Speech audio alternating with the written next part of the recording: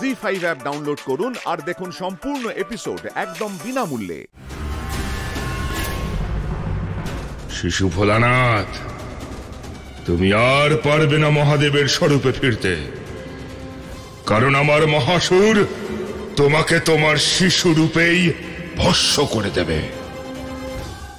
হ্যাঁ প্রভু, যদি অন্তিম তত্ত্বের শক্তি শুক্রাচার্য প্রাপ্ত করেন, তাহলে উনি ওনার প্রচেষ্টায় সফল হয়ে যাবেন আর জগৎ সংসারে মহা সংকট উপস্থিত হবে। কিন্তু দেবর্ষি, আপনার এই সংবাদ অবিলম্বে দেওয়া উচিত ছিল।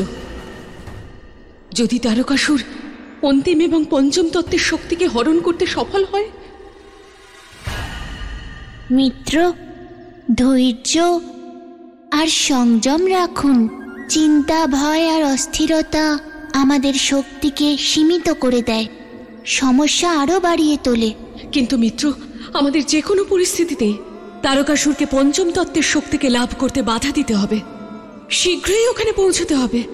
আপনি চিন্তা করবেন না মিত্র, আমরা পৌঁছানো পর্যন্ত আমার এই ত্রিশূল সেই স্থানকে আর সেই স্থানে সমাহিত শক্তিকে রক্ষা করবে।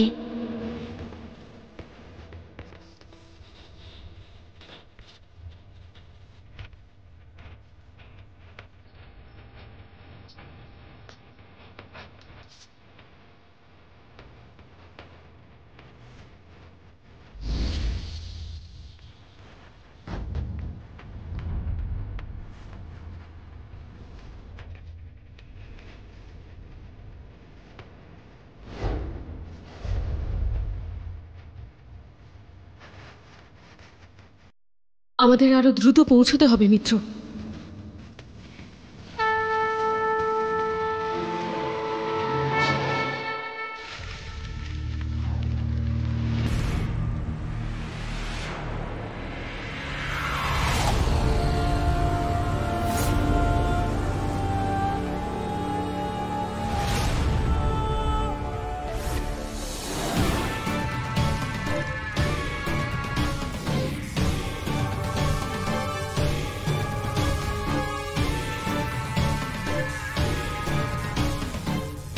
গুরুদেব, আমরা সফল হয়েছি।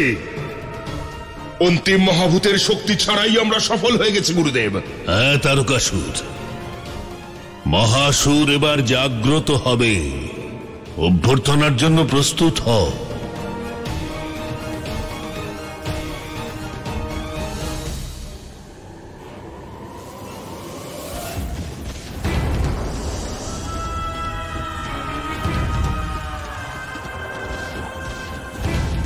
এ কি হচ্ছে গুরুদেব?